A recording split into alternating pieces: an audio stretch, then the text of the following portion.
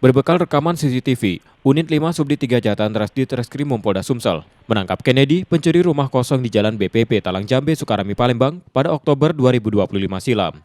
Kasus residivis kasus serupa beraksi bersama dua rekannya yang masih buron. Dalam aksinya, Kennedy merusak kunci gembok pagar dan masuk melalui jendela, lalu menggondol 2 unit televisi dan guci keramik senilai total 10,5 juta rupiah. Jadi untuk kasus yang spesial semua kosong ada 3 pelaku.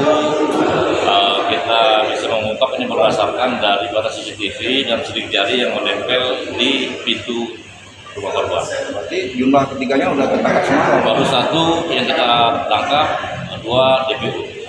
Untuk status pelaku residivis apa?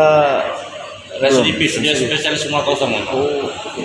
Polanya seperti apa bang melakukan pencurian, modus operandi ya bang? Jadi dia keliling, monitor, lihat rumah kosong, digambar.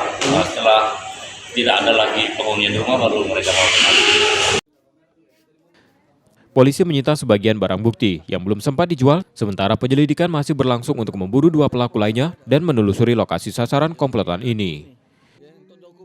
Kini Kennedy menjalani proses hukum dan ditahan di Polda Sumsel. Reski Oktora, Muklas Diferensial, Kompas TV, Palembang, Sumatera Selatan.